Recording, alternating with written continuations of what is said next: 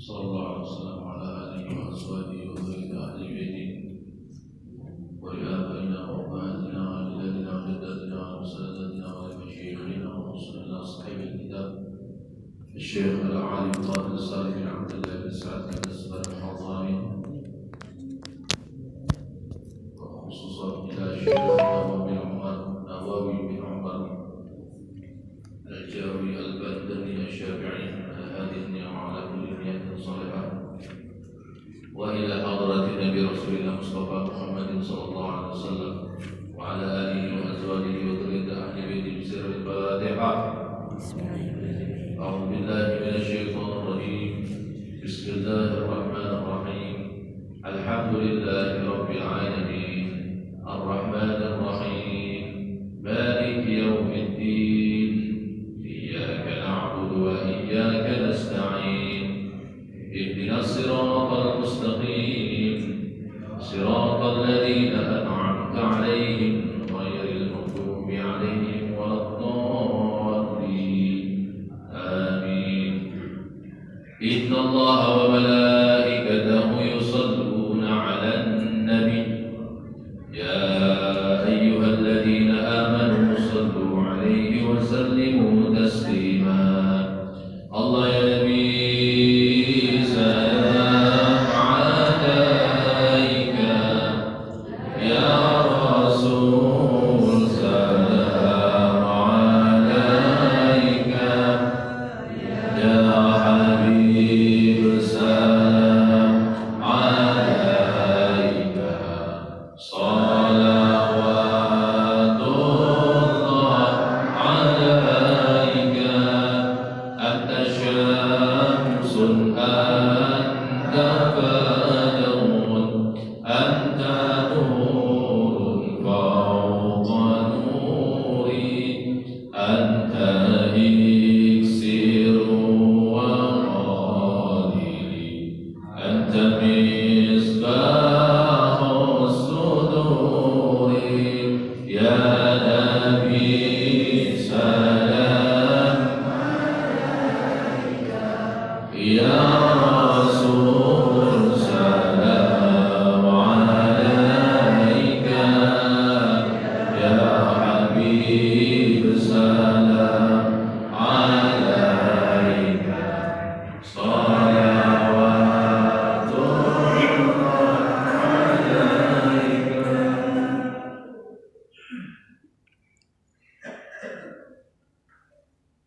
بسم الله الذي لا يضر مع اسمه شيء في الأرض ولا في السماء وهو السميع العليم. السلام عليكم ورحمة الله تعالى وبركاته.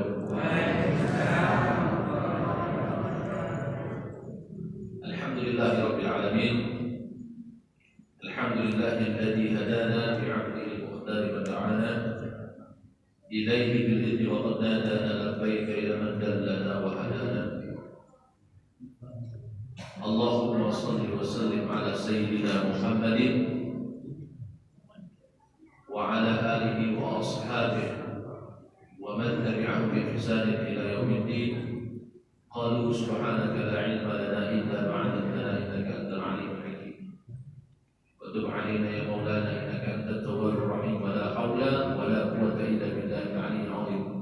رب اشرح لي صدري ويسر لي أمري واحلل عقدة من لساني يفقهوا قولي. رب زدنا علما وارزقنا فهما.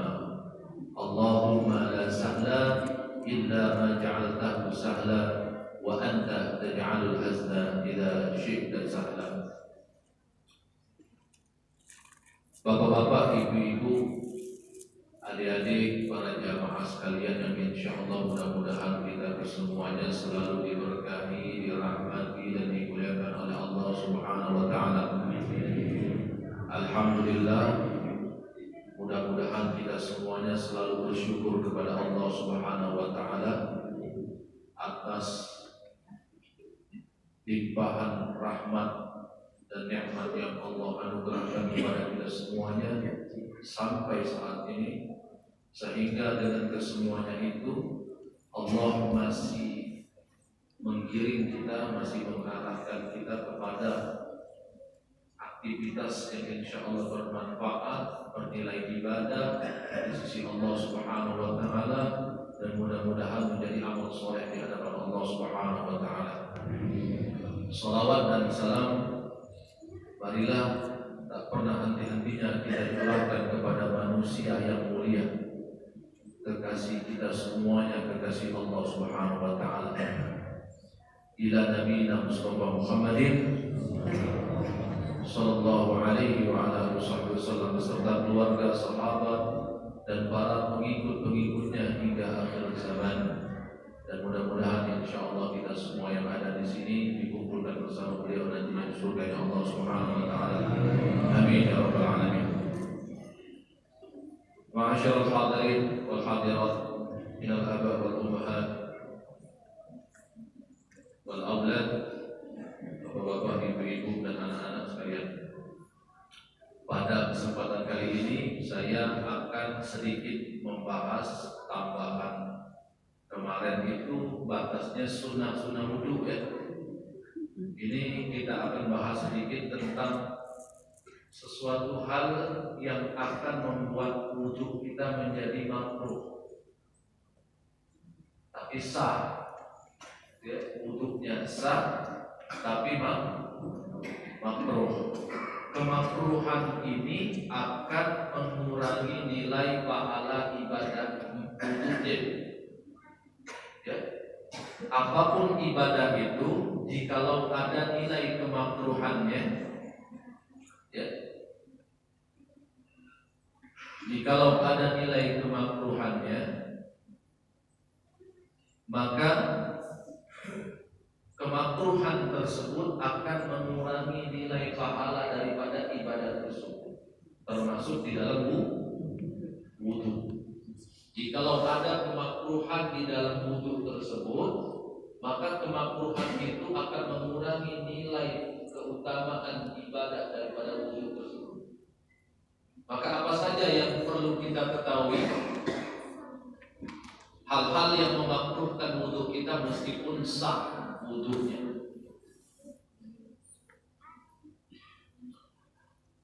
Pertama yang akan memakruhkan, menggunakan air yang tidak mengalir. Menggunakan air yang tidak mengalir. Dalam bahasa lain yaitu menggenang airnya. Menggenang airnya. Kecuali bila air yang menggenang itu volume airnya banyak, mencapai 2 kullah. Berapa 2 kullah itu? Ukurannya panjang kali lebar kali tinggi.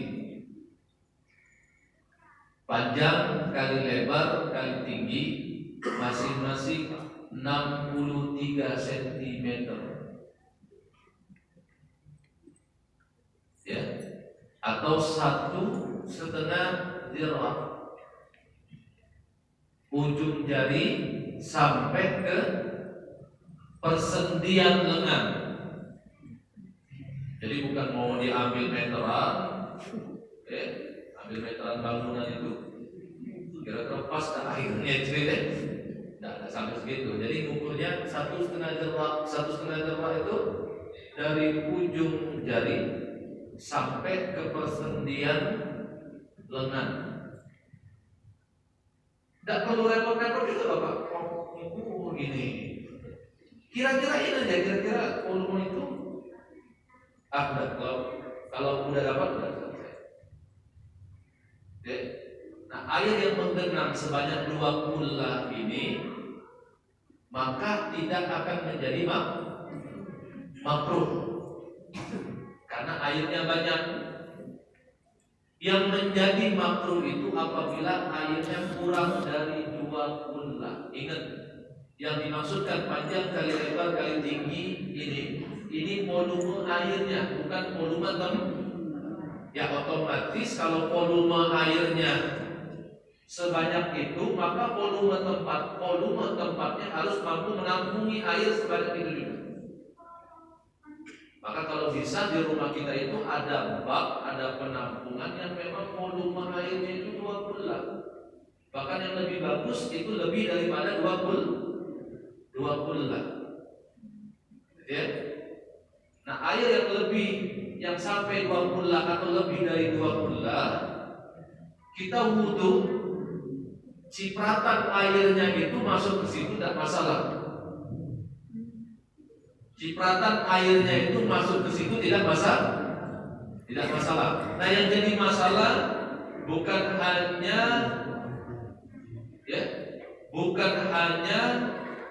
wudhu kita makruh, bahkan wudhu kita bisa tidak sah kalau air yang kurang dari 20, volume airnya kurang dari 20. Terus cipratan yang pertama. Ingat cipratan yang pertama, Pak. Ya, kalau kita wudhu, cipratan yang pertamanya itu jangan sampai masuk ke dalam air yang kurang dari 20. Air yang kurang dari 20. Karena kalau sampai ke cipratan yang pertama masuk ke dalam air yang kurang dari 20, maka air tersebut dinamakan air mustakmal. Apa mustakmal?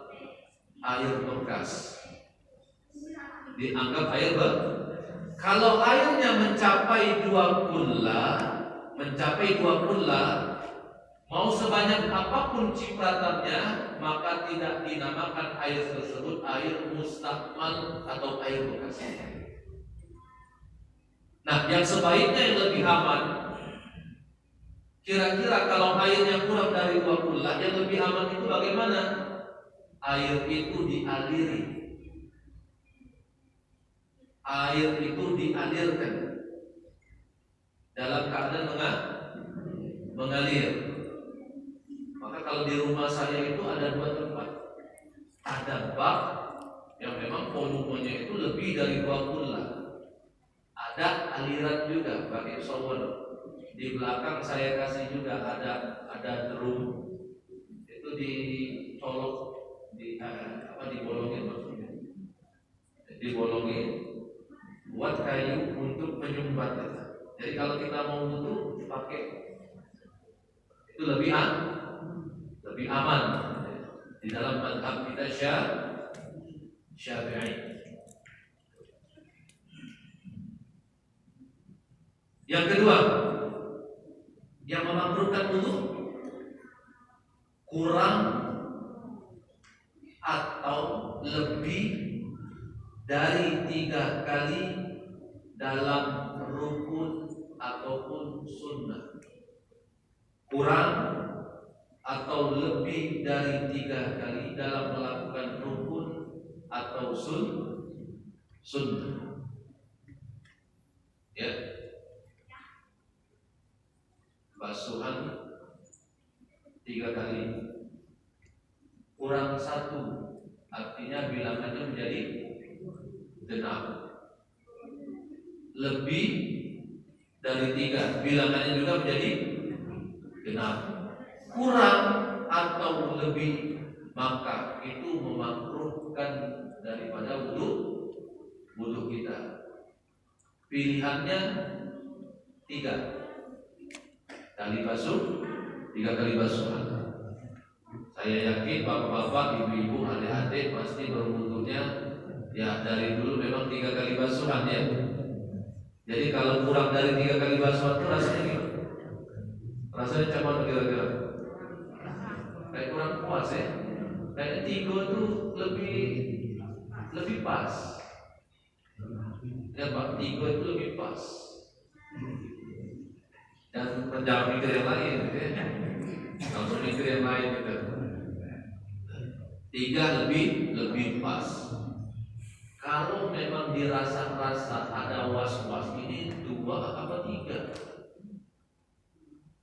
Sama halnya kayak sholat sebenarnya. Ini 2 apa 3?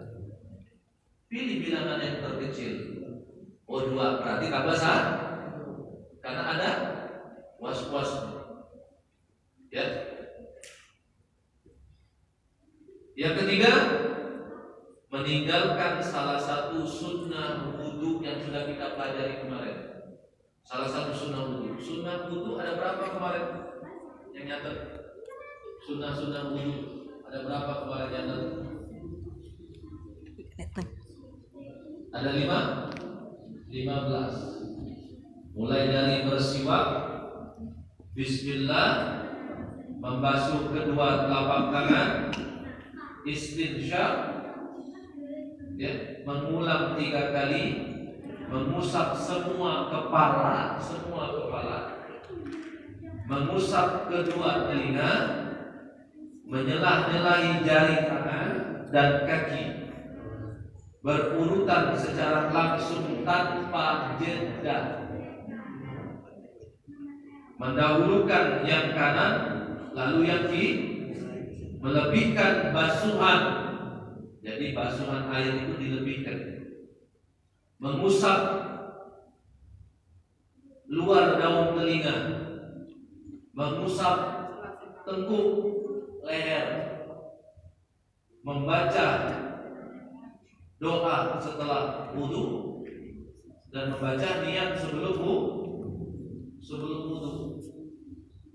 Membaca, bukan memasukkan niat ke dalam hati ketika membasuh wajah, ya. Membaca nawaitu wudu'a li raf'il hadatsil asghari fardalillahi ta'ala. Membacanya itu hukumnya sunnah. Niat dalam hati ketika membasuh wajah itu rukun wajib. Nah, meninggalkan salah satu itu makruhlah. Maksud makruh tadi apa? Berkuranglah nilai-nilai pahala di dalam wudu. Ustaz, karena kebiasaan kita ini biasanya berwudu jarang sekali pakai siwak. Benar?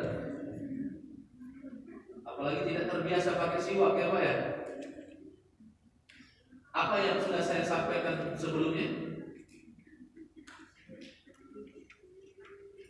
Ini kayu apa namanya?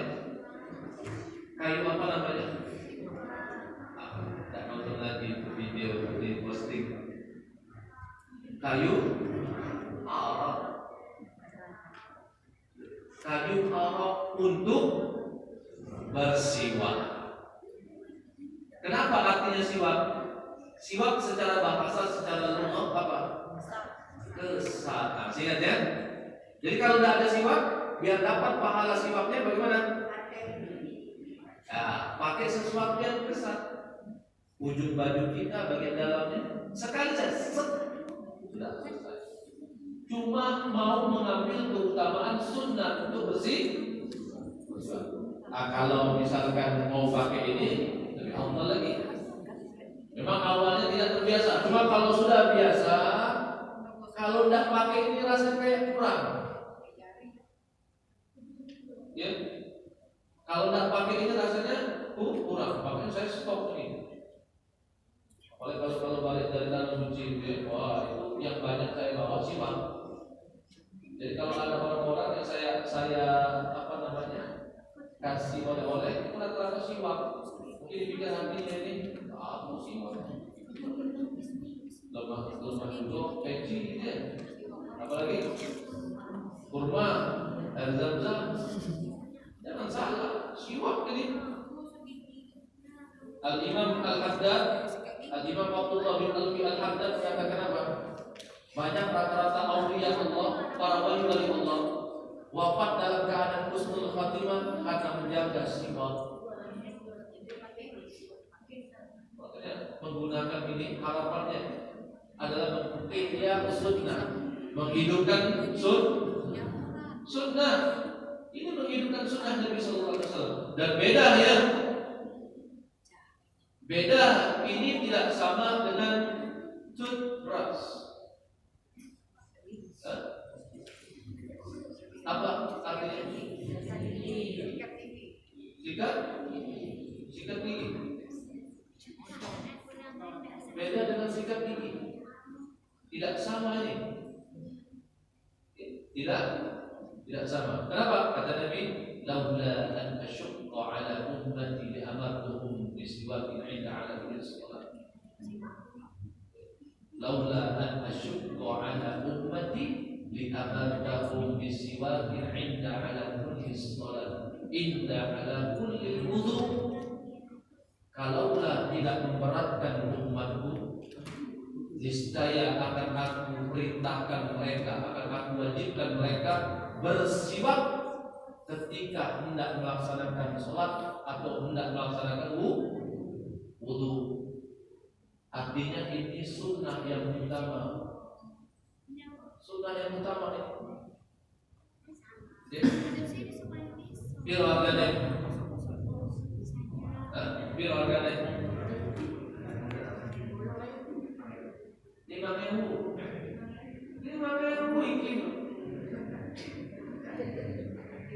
iki 5.000. Ini murah, tapi pahalanya besar di sisi Allah Subhanahu wa taala. Ini kembali kepada bapak-bapak, ibu-ibu, adik-adik sekalian, mau mengamalkan monggo. Kalau tidak mau mengamalkan, paling tidak menebarkan ilmunya saja, alhamdulillah. Menebarkan ilmunya saja, alhamdulillah. Ustaz kayak jinnya dulu tidak. Perasaan kita saja. Karena kita memang belum terbiasa menggunakan. Mau sholat,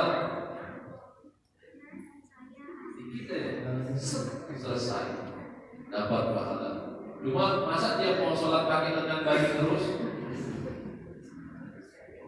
Ya udahlah, beli siwak aja itu ya. Siwak beli yang panjang, potong belah dua, biar lebih hemat dikit. Itu kalau di toko-toko online lebih murah. Makanya saya suka beli di toko-toko online, itu lebih murah. Lebih murah. 4. Berlebih-lebihan dalam menggunakan air meskipun airnya banyak. Apa kata Nabi sallallahu alaihi wasallam? Bahasa bebasnya seperti ini.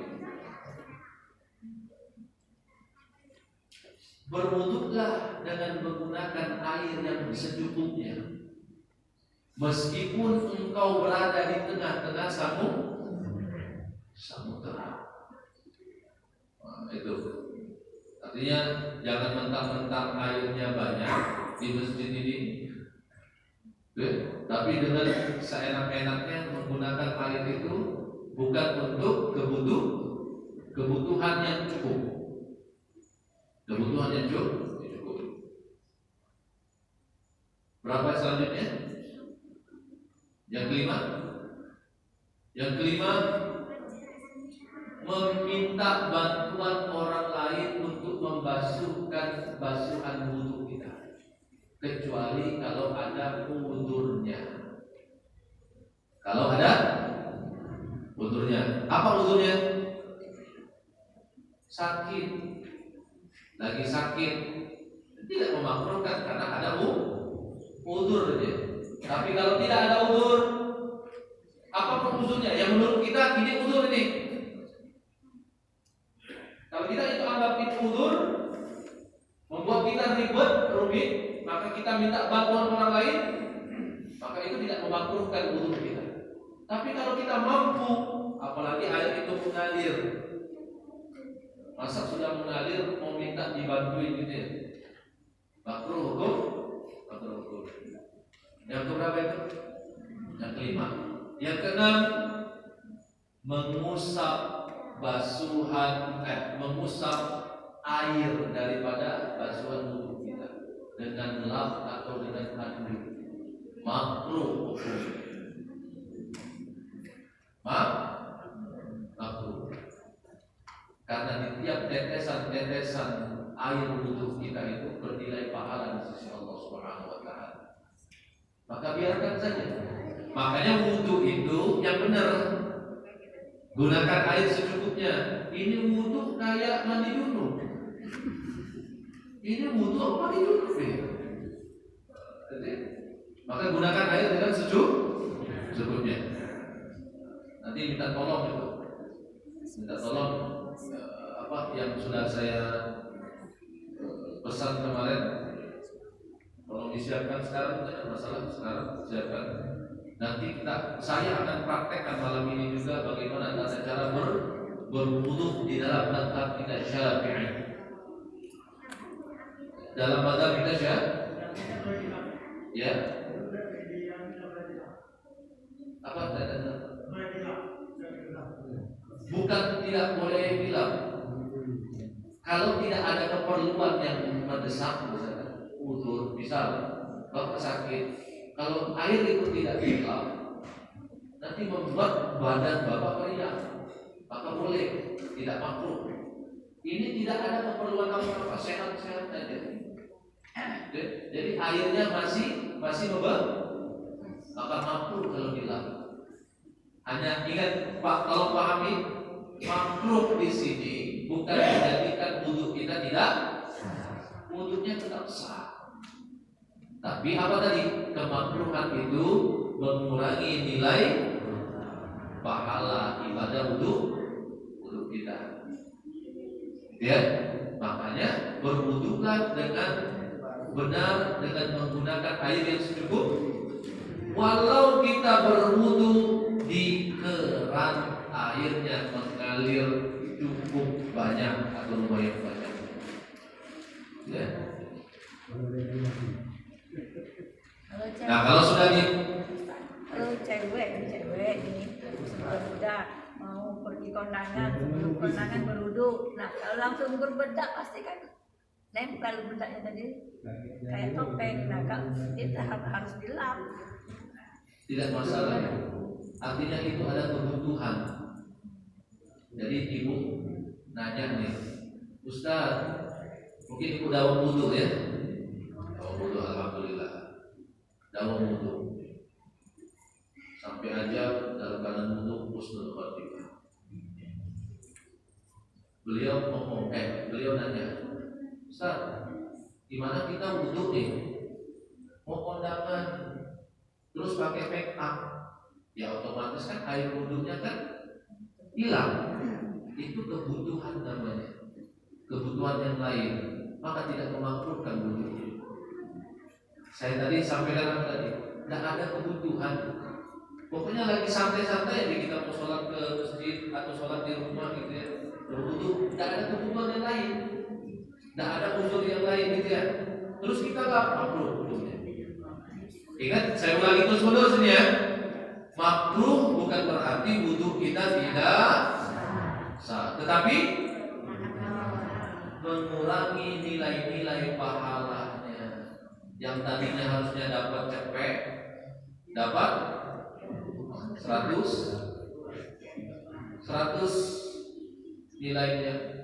Karena ada kemakruhan yang kita berbuat, maka berkuranglah 95. Kan sayang, poin 5 hilang.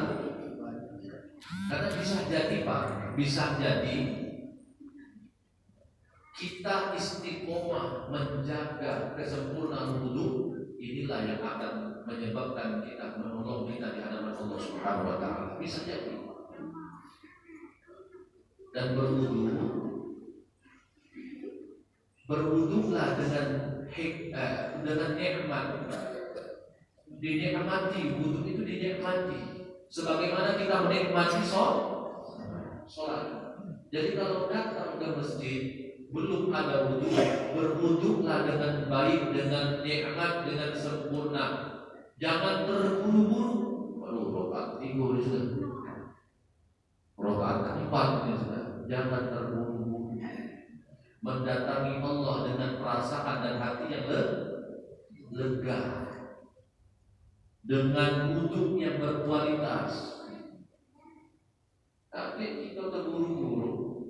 Ada salah satu basuhan yang menjadikan hati kita was-was. Ini sudah dibasuh belum? Nah, ulang lagi. Coba kalau kita nikmati, ya, kita resapi betapa sejuknya air wudhu,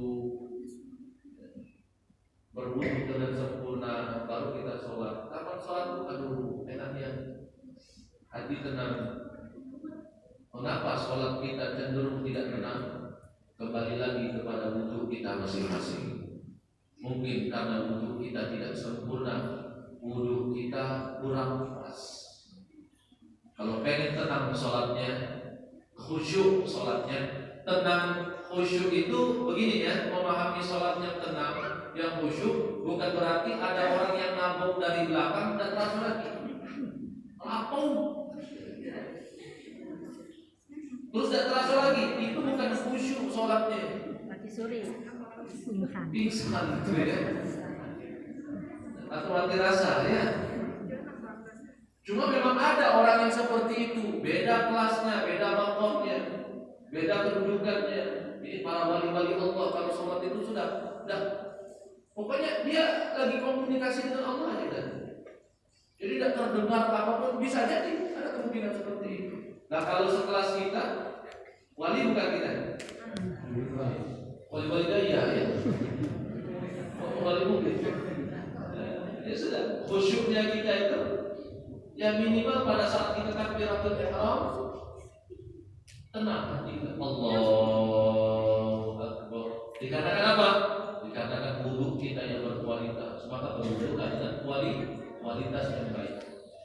Bukan karena banyaknya airnya, tetapi mampu menggunakan air itu sehingga wudu kita pas, berkualitas. Ya. Ada berapa jadi makronya? Ada 6. Itulah kemakruhan daripada wudu. Sebelum saya lanjutkan praktek, saya jadikan praktek ini penutup. Jadi setelah praktek ini jangan tanya lagi. Kalau mau nanya, nanyalah sekarang. Ya, monggo.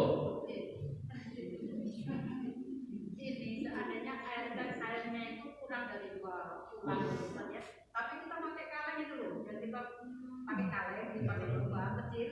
Airnya itu gimana? Tadi kan lanjut tahu ya. Boleh sah. Asal ya. ciptaan pertama tidak masuk ke dalam kaleng tersebut. Bagus. Sah. Ya itu tadi apa yang sudah saya sampaikan.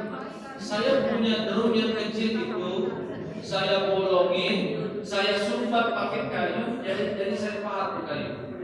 Saya sumbat, jadi kalau saya mau duduk di dalam air tidak ada, di luar masih tersedia, boleh. Ya, boleh ya. Bagus itu akal itu. Iya, boleh itu ditiru. Menghemat air kan? Tapi berkualitas. Monggo, ada yang mau ditanyakan? Monggo. Yang bukti suruh jauh deh. Ayo, silakan. Ya, silakan. Hukumnya kalau kita ngambil wudhu di dalam kamar mandi itu gimana? Oke. Kalau seandainya tidak ada tempat yang lain, maka mubah hukumnya, boleh-boleh saja berwudu di dalam kamar mandi. Dengan catatan tidak ada bacaan-bacaan yang terlambatkan di situ yang kita menyebut nama Allah dan Rasulnya.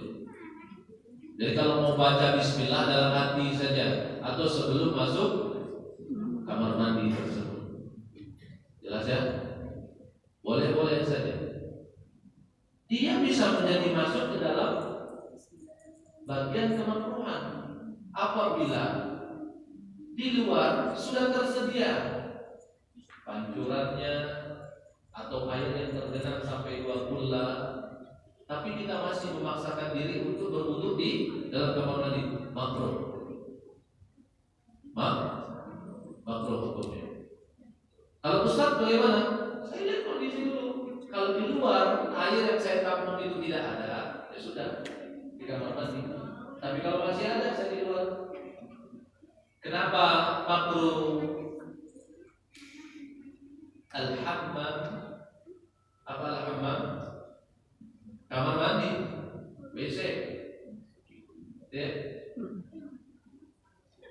Adalah tempatnya syaitan. Kapan mereka berkumpul, bersembunyi di situ? Pada saat Allahu Akbar, Allahu Akbar, Makanya ketika orang azan dan iqomah, jangan dulu masuk WC, jangan dulu masuk kamar mandi. Orang lagi azan mandi dia. Beda halnya ya. Kalau ada panggilan alam tadi, azannya ada ini ya, panggilan alam mungkin mau boker, mau pup, mau BAB atau BHK yang tidak tertahan lagi, tiba-tiba azan tidak tahan lagi daripada mudarat. Ya, ada tanya lagi silakan. Ya, istananya Pak. Ini kan wudhu untuk kita sholat atau mengaji. Nah, boleh tidak? Mungkin nilainya beda. Kita berwudhu, tadi di kamar mandi, pokoknya airnya tidak sampai 2 kula atau bagaimana, itu hanya sekedar untuk berwudhu, hanya untuk sekedar berwudhu. Artinya dalam arti kata bukan untuk sholat, bukan untuk mengaji. Pokoknya mau tidur atau ya selepas dari buang hajat, mau langsung berwudhu di sana, itu boleh tidak seperti itu? Berwudhu syaratnya harus menggunakan air yang suci, mensucikan. Kegunaannya mau untuk apa? Pokoknya syaratnya airnya suci, mensucikan. Ibu mau pakai air kurang dari 2 bulan, asalkan dia masih suci, mensucikan, maka boleh. Walaupun berwudu tujuannya untuk tidur, namun airnya sudah mustakmal. Apa mustakmal? Sudah bekas, mungkin kena cipratan tadi. Walaupun hanya untuk tidur, maka tidak sah wudhunya. Malah tidak sah wudhunya, bukan jadi makruh lagi, malah tidak sah wudhunya. Karena syaratnya airnya harus suci, mensucikan.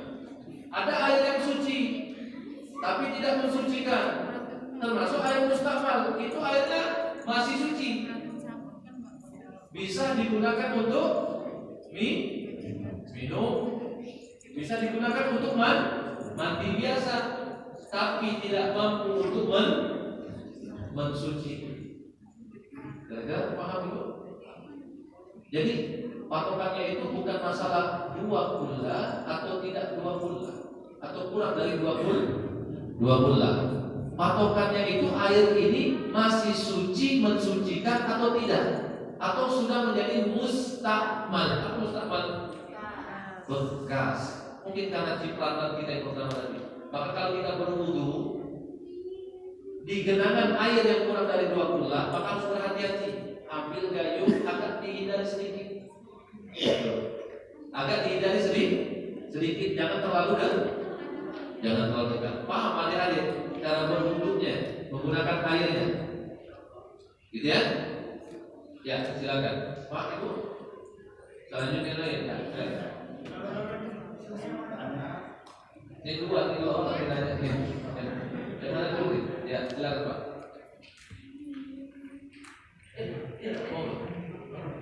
Seandainya untuk di sungai ya,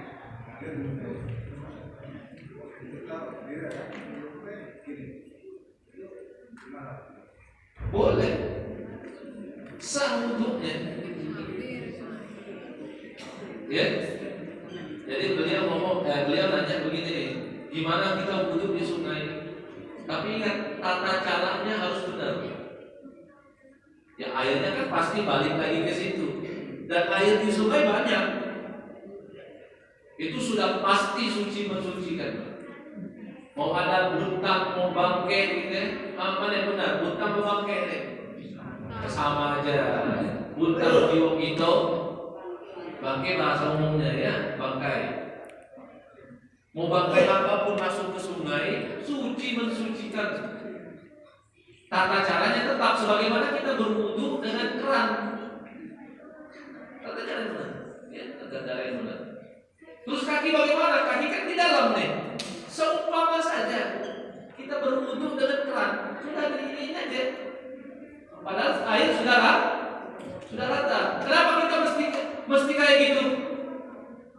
Sebagai urutan urutannya. Kalau kita tidak seperti itu, maka kita meninggalkan satu urutan yang terakhir itu. Paham kira-kira? Walau kaki sudah terkena. Itu untuk urutannya. Jangan sampai kaki kan sudah tergenang nih. Ya sudah biarin aja gitu kan. Berarti urutannya hilang. Jelas ya? Pak, monggo.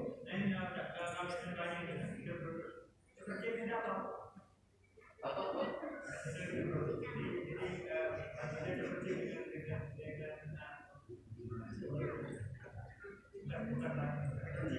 Terpercik. Percikan dulu kita. Percikan yang pertama saja.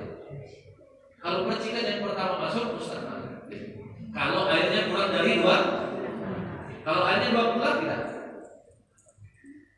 Bapak punya bak besar ada di rumah? Iya, ada bak besar ya. Ada bak besar. Dan ukurannya 63 cm. Volume airnya tapi berarti volume baknya juga harus menampung air seperti itu. Tingginya seperti ini, lebarnya seperti ini, panjangnya seperti ini. Atau di begini Pak, cara ngitungnya.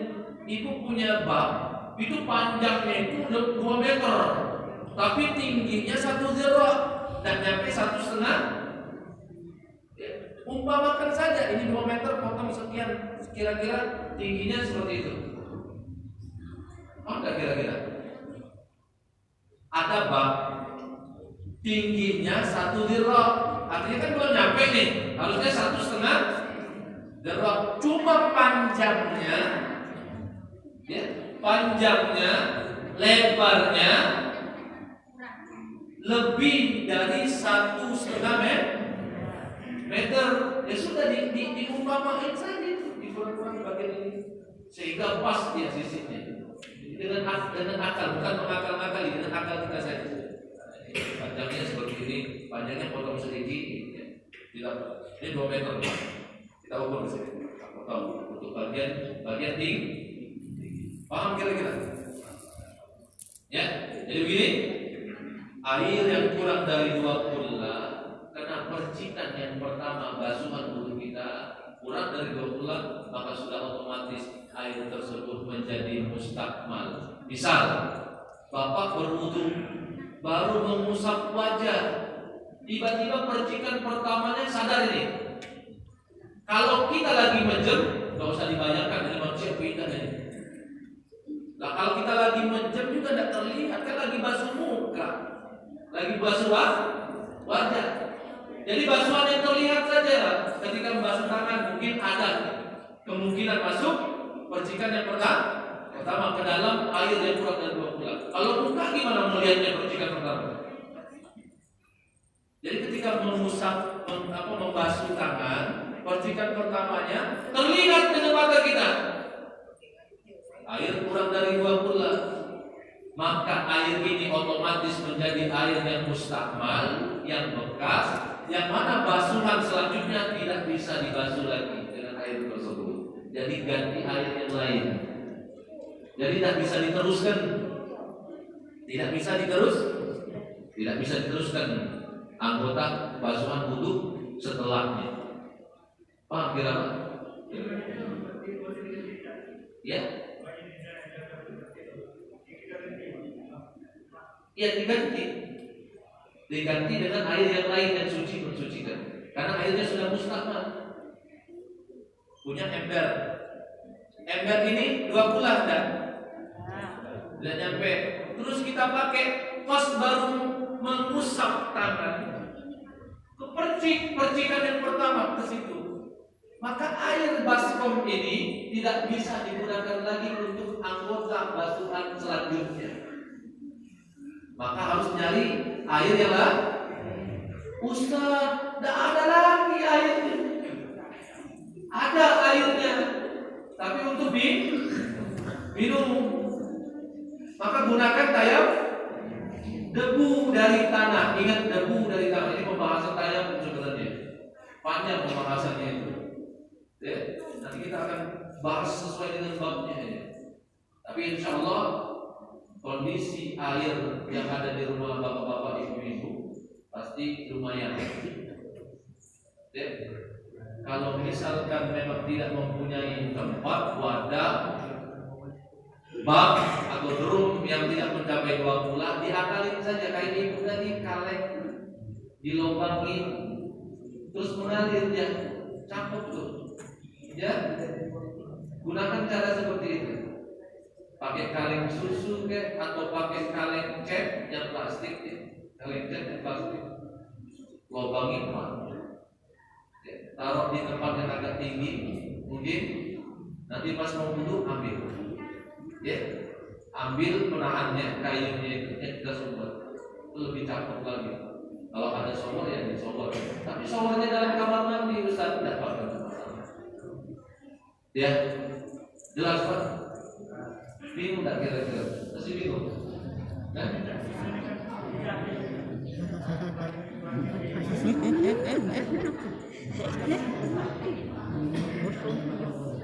Percikan yang pertamanya itu akan menjadikan air mustakmal apabila airnya kurang dari 2 bulan. Paham? Percikan pertamanya saja. Maka begini Pak, kalau Bapak ambil pakai kayu, agak menghindar sedikit dari tempat air yang volumenya kurang dari 2 bulan. Iya benar. Jangan jauh ya Pak. Sekira-kiranya memang tidak terpercik. Percikan yang pertama gimana Pak? Paham kira-kira? Saya siap melayani Pak kalau Bapak belum paham apa. Ya benar. Kita perlu sabar nih. Saya pengennya jamaah ini tahu ya, jangan mubazir belajar ini. Karena ini majelis penuh rahmat dari Allah, dapat pahala. Semakin sering, semakin susah untuk memikir, semakin banyak pahalanya. Jangan disengaja ya. Terus apa?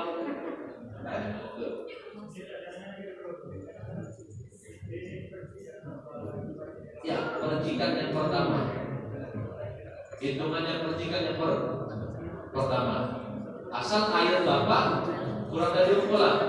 Kalau cukup 2 bulan, mau dipercikkan seluruhnya tidak masalah. Paham kira-kira paham? Lumayan ya.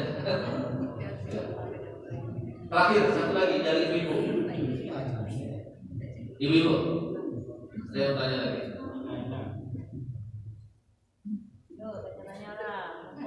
Ada yang tanya lagi? Mumpung gratis ini. Sudah tempatnya cakep, mesinnya nyaman, gitu ya. Ya. Ya. Dapat snack juga ya. Maka nikmat. Majelis taklim majelis. Sudah? Karena kalau saya sudah praktek, tidak buka sesi pertanyaan lagi, balik. Ya, pulau mulai, wangsul. Ya, hari sudah malam. Kalau saya siap aja Pak, mau sampai jam 12 saya jalannya. Saya ladenin. Cuma kasihan bapak-bapak ibu-ibu ini. Ada lagi? Nanti.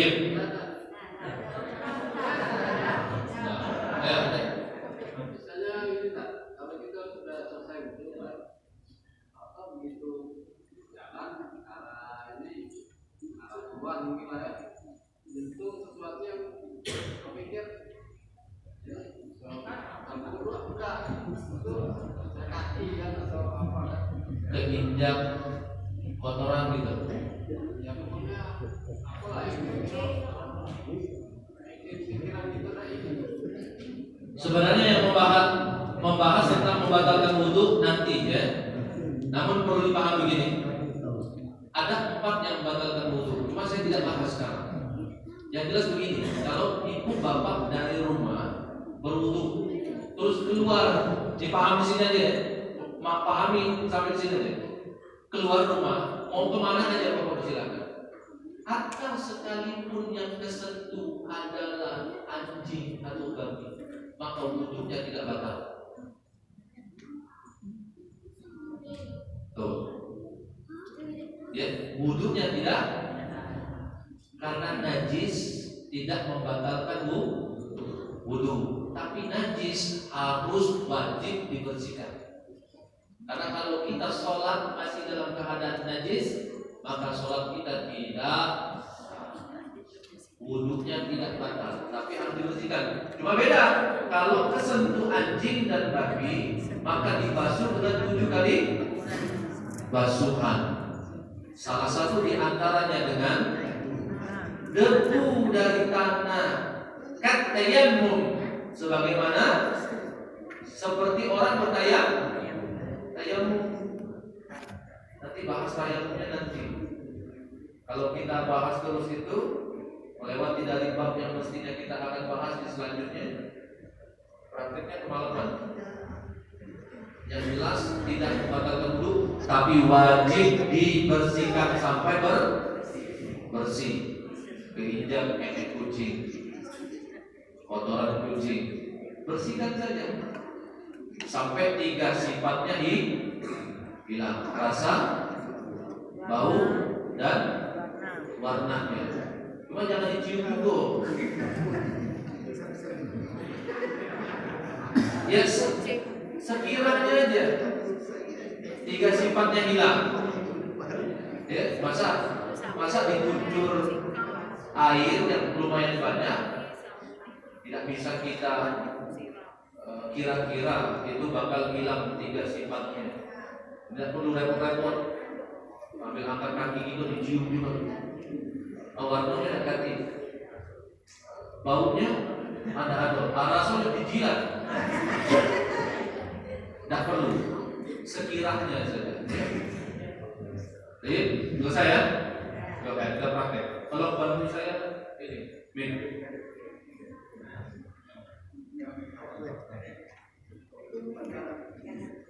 Ada beberapa orang bantu ambil kursi yang mudah-mudahan. Ambil kursi, kita sini. Ya. Ada satu sunnah lagi nih Pak. Sunnah lagi. Cuman kesunahan ini tidak terlalu, mohon maaf, tidak seperti sunnah yang sudah kita bahas. Karena hanya orang-orang tertentu saja yang mampu melakukannya, yaitu berwudu dengan cara duduk. Ini sunnah. Kalau mampu duduk. Namun sunnahnya ini tidak seperti sunnah yang kita bahas kemarin. Karena sunnah wudu yang kita bahas kemarin itu paling utama. Kalau duduk, ini hanya orang-orang tertentu saja. Saya saja sangat jarang wudu dengan cara duduk. Apalagi ibu-ibu, bapak-bapak yang mohon maaf, nah itu ya, yang tidak mampu lagi jangan dipaksakan.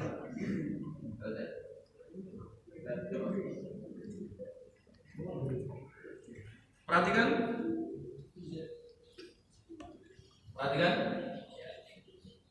Yang perlu kita pahami, boleh merapat Pak, boleh merapat ke sini. Karena lumayan dekat jauh dan tidak jelas. Yang tahu rapat yang belakang tak gimana?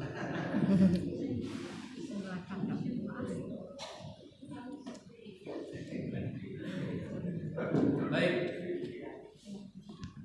Perlu diperhatikan. Ketika kita mau berwudu, maka yakinkan terlebih dahulu pakaian kita tidak menutupi anggota wudu kita, seperti bagian lengan baju. Ya, maka yang lebih bagusnya adalah tampak siku seperti ini. Kan sunnahnya mau dilebihkan, maka agak angkat tinggi. Maka kalau pakai baju lengannya itu, kalau bisa lengannya yang lumayan agak memungkinkan terbuka ke atas. Jangan terlalu lebar, jangan terlalu sempit.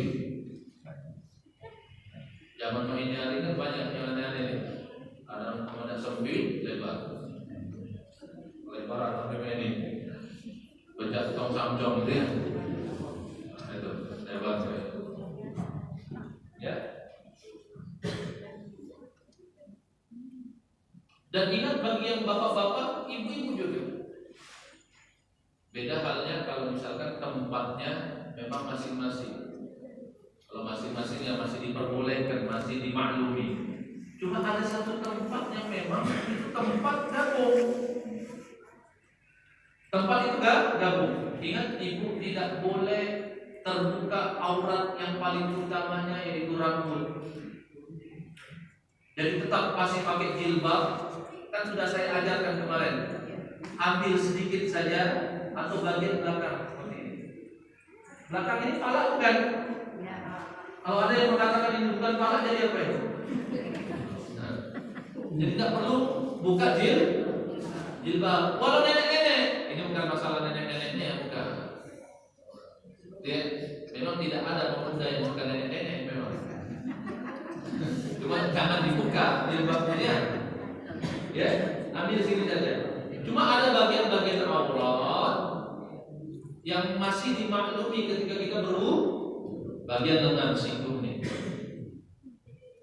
Ya, bagian bawah jangan terlalu tinggi karena batasnya sampai mata kaki, dilebihkan sedikit 5 jari. 5 jari, dilebihkan sedikit saja, tidak usah banyak-banyak. Jangan sampai sarung itu diangkat sampai ke pinggang. Ini gawe-gawe bapak ini biasanya sampai pinggang gitu. Jadi kelihatan pahanya gitu ya. Maka kalau berwudu ya singkapkan saja secukupnya gitu ya. Kalau bisa sebagaimana sunnah Nabi sallallahu alaihi wasallam, Rasulullah itu bukan hanya pakai izar. Ya, tapi pakai syirwal. Celana lapisan. Syirwal.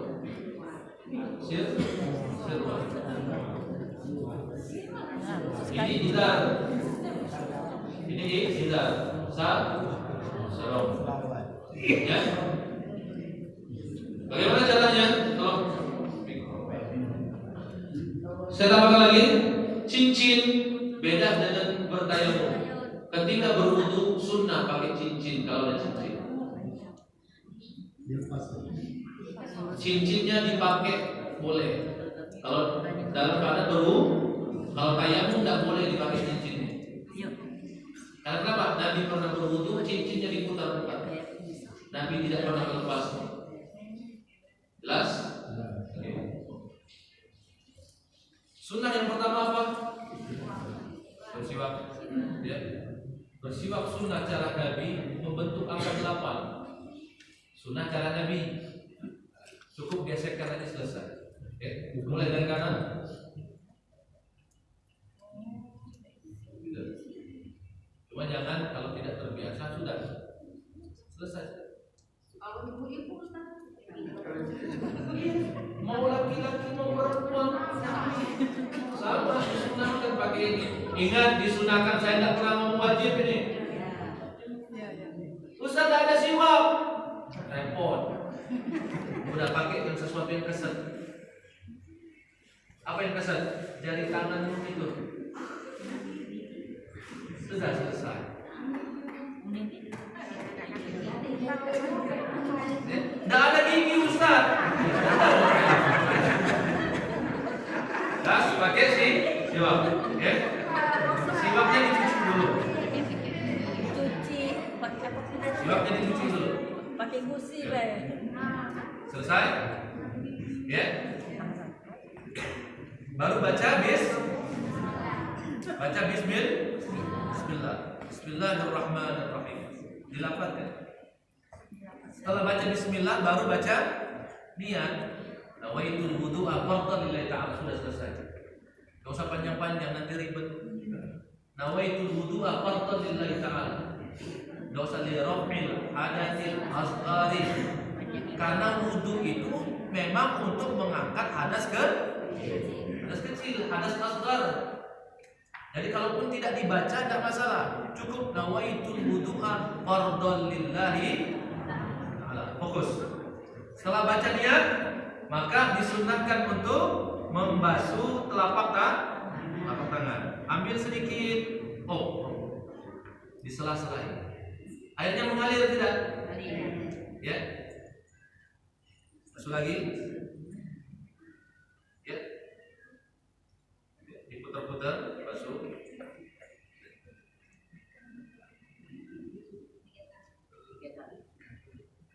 Sudah 3 kali. Sunnah wudhu yang lainnya setelah ini apa? Madmadhah. Apa madmadhah? Berkumur.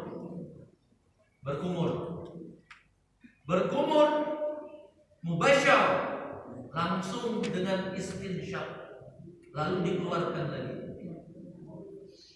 Ya, lalu dikeluarkan lagi. Boleh langsung ambil airnya langsung ke hidung. Kalau tidak mampu dipisahkan. Baru dua-duanya boleh dipakai.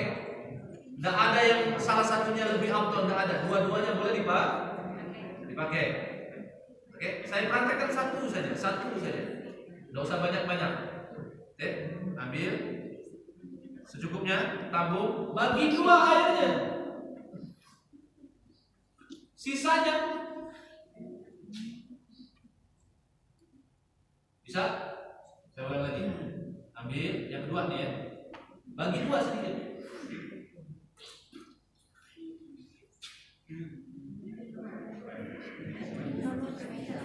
Bisa? Ingat, tidak usah terlalu dalam hisapnya. Hanya itu sedikit saja. Tarik dengan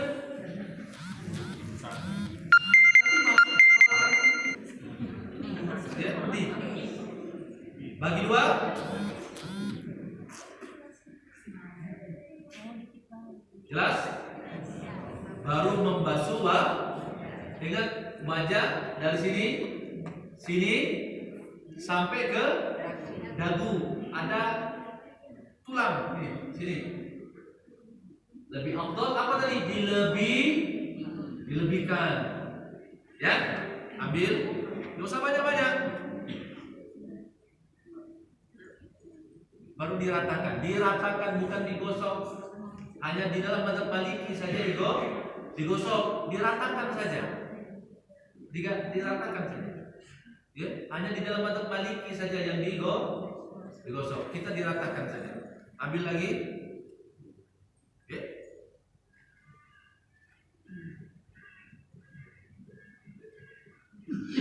Kalau Ustadz Hidayat itu malah mempraktekkan telunjuk ini untuk ke mata, kemudian dari jempol ke belakang telinga. Jadi dia Apa? Ustadz Hidayat. Beda mazhab Hambali. Jadi kita praktek mazhab Syafi'i. Ya. Oke, ambil. Ya, ambil. Ya. Perlu diperhatikan bagi yang punya janggut kayak Majid ya. Itu cukup di sela-selahi saja. Kalau janggutnya yang pendek, maka harus agak ditekan sedikit biar kena dengan kulit. Tapi kalau janggutnya panjang lebat, ya, kayak beliau berdua tuh, di sela-selahi saja. Iya, di sela-selahi. Oh ya, ya. Di sela-selahi. Oke. Dimandiinnya. Selanjutnya apa? Membasuh kedua tangan sampai ambil. Airnya mengalir, ya. Ya. Ambil lagi. Ya, ambil lagi, ratakan.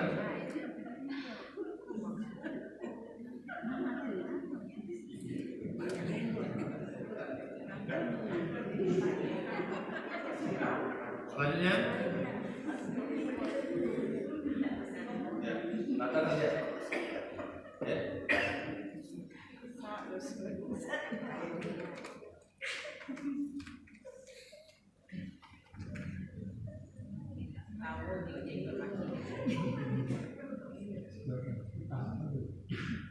Selesai. Setelah itu apa? Ingat kepala bukan rambut. Kepala. Sunnahnya seluruh kepala. Lalu dibalikkan ke depan lagi. Caranya bagaimana? Ini kalau cara Rasulullah. Lihat, perhatikan cara Rasulullah. Jempol ini di sini. Tuh. Ambil airnya. Ingat, pakai kata masaha. Apa airnya di? Percikan. Ambil. Ya. Jelas? Kalau dalam madzhab Hambali langsung nyambung ke telinga. Dalam madzhab Hambali.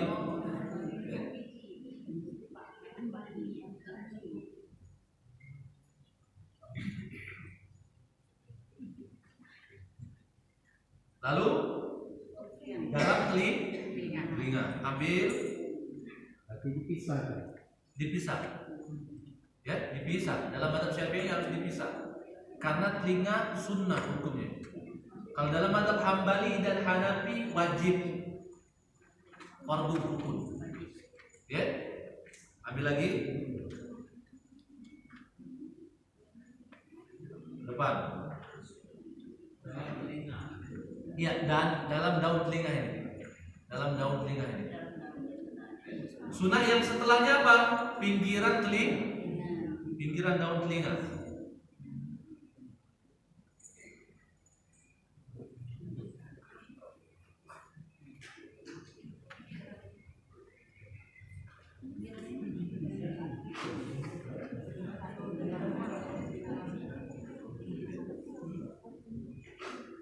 Leher. Satu kali saja leher. Baru kaki. Kaki mau tidak mau dia terus dialirkan. Dia mau tidak mau harus dialirkan nih kaki. Tidak, terus dialirkan. Terus. Ya, sampai ke mata kaki. Ya. Terus selah-selahnya jangan lupa ya, walaupun itu sunnah hukumnya dilebihkan sampai ke atas. Baru yang kiri.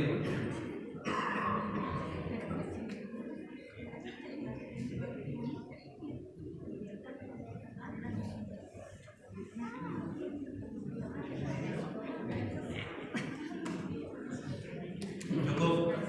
Kalau kepala langsung telinga, satu kali ambil air wudhunya, bersihkan kepala, langsung telinga, langsung leher. Itu yang biasa kami lakukan. Satu-satu. Kalau ibu langsung ke telinga, Iya. maka yang membasuh telinga dengan lehernya disebut air mustakmal. Karena harus satu-satu. Dalam madzhab Syafi'i harus satu.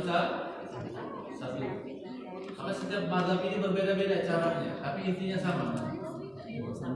Ya, intinya sama. Kalau ibu sudah terbiasa dengan cara yang lama dan memang belajar, tidak masalah. Jangan repot. Ya, Sah itu Pak. sah. Saya mempraktekkan dengan cara Syafi'i. Ribet saya kalau mempraktekkan cara Hanafi, Maliki, Syafi'i, Hambali.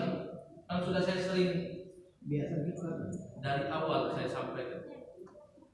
Kita duduk di sini majelis taklim. Kalau memang ini serasa bagi kita lumayan agak berat, apa yang sudah kita biasakan pakai yang sudah lama. Dengan catatan yang kita pakai yang lama itu memang kita betul-betul belajar dari gurunya. Karena guru itu yang akan mempertanggungjawabkan. Masalahnya yang kita pakai selama ini itu belajar seperti ini atau tidak? Tidak bisa, tidak bersambung salah satu. Kalau hanya sebatas YouTube, itu bukan guru kita. Kalau ini perpustakaan, Apa? perpustakaan, Perpustakaan maksudnya? Baca sendiri, tidak sah. Harus bersama guru itu. Tidak payah Pak, hadir di majelis taklim. Iya lah, ke sini kan harus tinggal training. Iya. Karena harus cari imam balik satu. Cari apa? Imam Abali. Banyak Pak di masjid-masjid Muhammadiyah banyak. Kalau saya sudah tahu saya itu Pak itu di meja saya. Tapi yang lain saya tidak tahu saya. Kita kan belajar tidak belajar. Begini, apa yang bapak-bapak praktekkan, kalau memang sebelumnya sudah berguru, gunakan itu. Apa yang dipelajari sekarang ini ziyadatul ilm, tambahan ilmu saja. Apa yang saya kita jangan betul masalah kan. Seperti nenek kita di dusun. Sepengetahuan saya dia tidak ada guru. Lain cerita, Pak. Nah itu lain. Jadi apa orang dusun itu tidak diterima? Lain cerita begini, ada satu tempat yang memang tidak terjamah oleh orang-orang alim. Kalau di kota gimana? Saya tanya, kalau di kota gimana? Hah? Ketika ditanya oleh malaikat, bagaimana ibadah yang kamu lakukan itu? Karena pesan Nabi wa kullu man bighairi ilmin ya'malu 'amalahu mardudatun la tuqbal. Setiap amal ibadah yang kalian lakukan tanpa didasari dengan ilmu yang kalian ambil dari orang yang berilmu, maka ibadah yang kalian lakukan itu mardudatun la tuqbal, tertolak dan tidak diterima oleh Allah Subhanahu wa taala. Bukan saya yang mengatakan ini. Artinya, sebagaimana Nabi menyarankan kepada kita, man salaka tariqan yaltamisu fihi ilman sahala tariqan ilal jannah.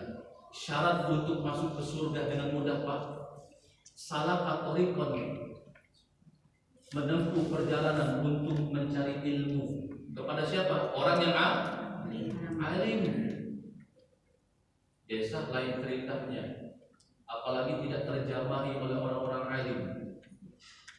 Dia hanya mendapatkan ilmu agama itu dari turun temurun, Dari nenek-nenek. dari nenek-nenek. Mau gimana lagi itu? Tidak bisa. Berarti neneknya itu yang gurunya itu. Ya, Neneknya yang sanatnya itu. iya makanya nenek yang caranya itu. Kalau kita di kota tidak bisa, banyak kiai, banyak ustadz, banyak syekh yang akan mengajar. Masalahnya kita mau tidak salah katarikan, menempuh perjalanan untuk sampai ke tempat ilmu itu. Mau tidak hadir ke majelis taklim itu. Gunanya apa? Untuk menyambung sanad mata rantai keilmuan kita. Makanya kita belajar seperti ini. Ya, ibu bapak sudah lama, sudah lebih dahulu belajar dengan tata cara yang berbeda saya laksanakan, yang saya lakukan. Tidak masalah, gunakan saja sampai mati, gunakan saja. Dengan catatan, memang betul-betul belajar sebelumnya, ada gurunya itu. Patokannya adalah guru. Karena para ulama sudah sepakat, man ta'allama din bila syirk fasyuh syaitan. Barang siapa yang belajar agama tanpa ada yang membimbingnya, tanpa ada guru yang alim, yang berilmu, maka gurunya adalah syaitan. Tanpa ada guru, baca buku.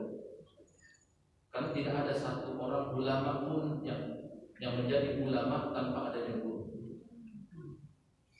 Tidak ada satu orang pun yang bisa paham Al-Quran dan Hadis kalau tanpa adanya guru. Karena Nabi yang memerintahkan itu untuk menempuh perjalanan, mengambil ilmu kepada orang-orang yang berilmu, agar mata rantai keilmuan itu sampai kepada Rasulullah.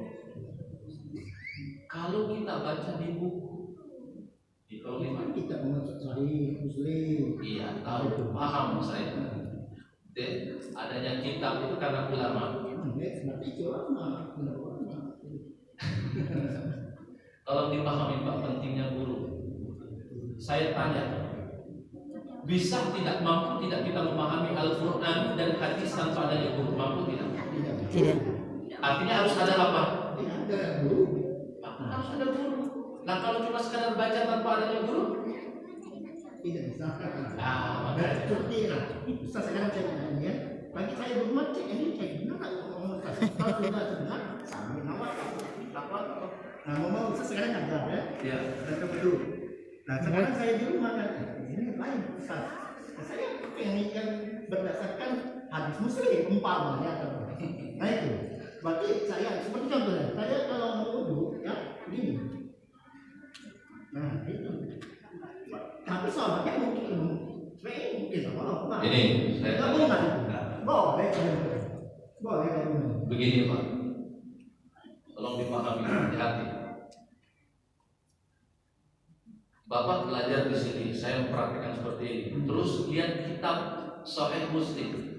Saya tanya, tata cara wudhu saya ini apakah tidak sesuai dengan hadis? Saya tanya. Saya belum lihat, karena saya lihat di buku. Bagaimana cara memahami hadis itu? Tidak bisa Bapak. Memahami hadis harus paham takhrijul hadis. Ada yang mengerti kaidah takhrijul hadis? Apa takhrijul hadis? Bagaimana cara mengeluarkan maqasid hadis? Bagaimana cara memahami hadis, mengeluarkan maksud hadis? Harus paham bahasa hadisnya. Bahasa hadis menggunakan bahasa apa, Pak? Bahasa Arab.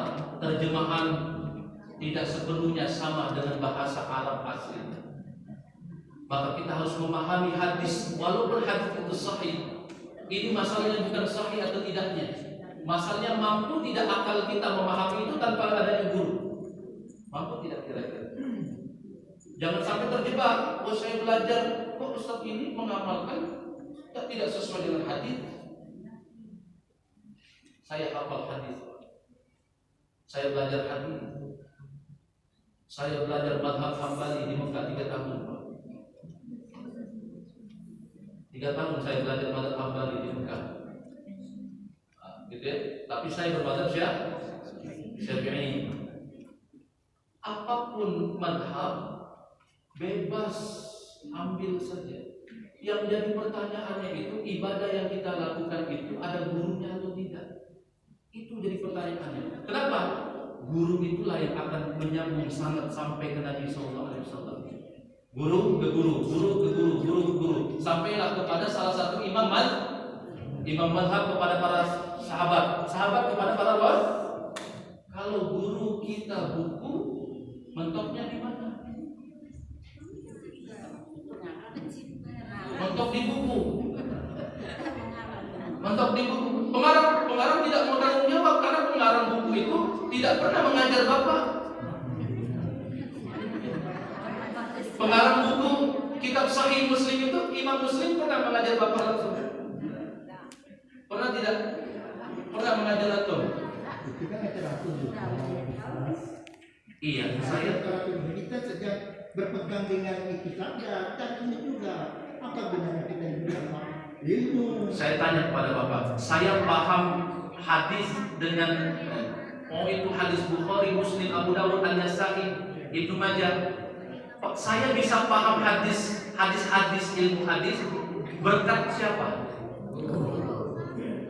Berkat siapa, Pak? Berkat guru. Artinya penting nggak guru? Sangat penting. Kalau tidak ada guru, bisa tak memahaminya? Bisa tidak, Pak? Jelaskan jawabannya. Iya, ya masa saya guru. Dari contoh ya, dari dulu ya, A, B, C, itu dulu. Nah sekarang kita sudah belajar membaca itu. Fokus. Fokus. Fokus.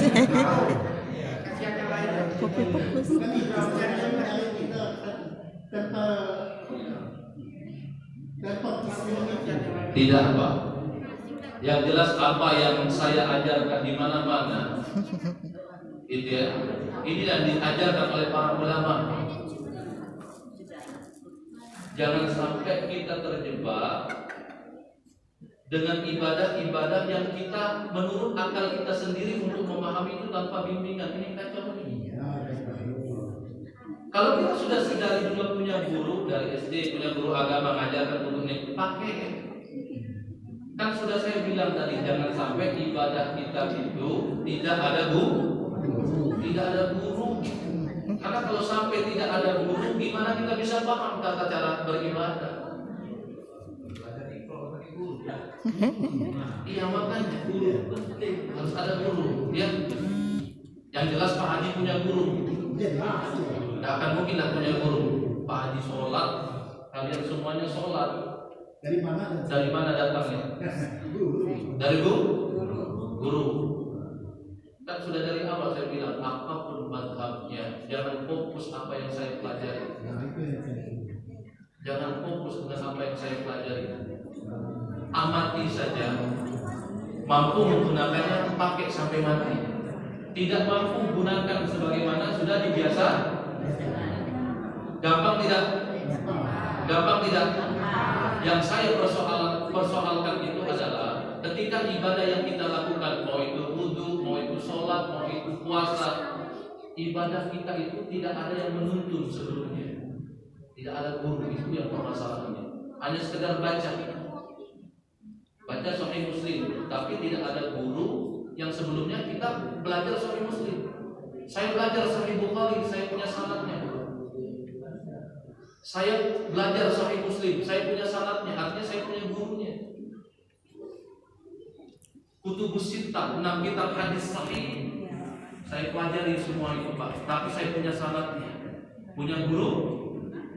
Saya tidak berani baca Imam Abu Dawud, Sunan Abu Dawud tanpa adanya guru, tidak berani saya. Walau saya paham bahasa Arab, artinya perlu guru. Wallahu a'lam. Astagfirullah. Ini saja Bapak-bapak, Ibu-ibu. Saya ulangi lagi sebagai penutup, ya, terapkan apa yang sudah dibiasakan.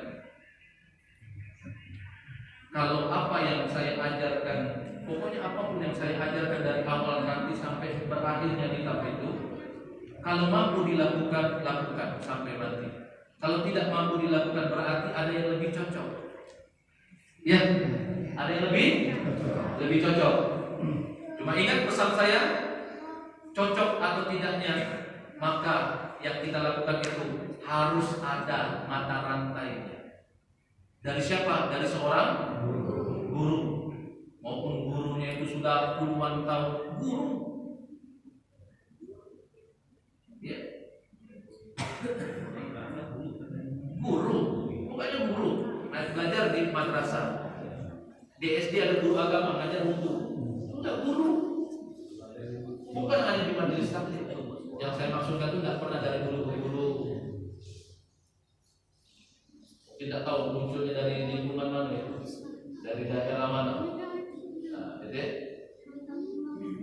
terus tiba-tiba dia belajar, maka ambillah apa yang dia baru pelajari, baru dia temukan gurunya. Wallahu a'lam. Ini saja yang bisa saya ajarkan, sampaikan tentang wudu. Praktek wudu ini, praktek wudu yang saya lakukan ini praktek di dalam mazhab Syafi'i. Dalam mazhab Syafi'i, saya bisa melakukan ini karena sudah terbiasa. Saya belajar mazhab Hambali, tapi saya tidak menerapkan. Saya belajar untuk ziyadatul ilm, menambah ilmu. Ibu bapak jangan mentok di sini lah. Cari majelis yang lain. Oh, ini beda dengan seandainya. Tanyakan, ini alurnya kemana? Oh, mazhab Maliki. Nama ilmu saja, walaupun tidak diterapkan, dia memperkaya hasanah ilmu. Saja bapak-bapak, ibu-ibu, para jemaah sekalian Allah Subhanahu wa taala, mudah-mudahan kita semuanya dirahmati oleh Allah Subhanahu wa taala. A'udzubillahi minasyaitonir rajim. Bismillahirrahmanirrahim. Alhamdulillahirabbil alamin. Allahumma shalli ala sayyidina Muhammad wa ala sayyidina Muhammad. Rabbana ighfir lana dzunubana wal walidina warhamhum kama rabbayana shighara wa jami'al muslimina wal muslimat wal mu'minina wal muslimat al-ahya'i wal amwat bi rahmatika ya arhamar rahimin. Rabbana atina fid dunya hasanatan wa fil akhirati hasanatan wa qina adzabannar. Sallallahu alaihi wasallam wa Muhammad wa ala alihi wasallam. Walhamdulillahi rabbil alamin. Taqabbalallahu minkum.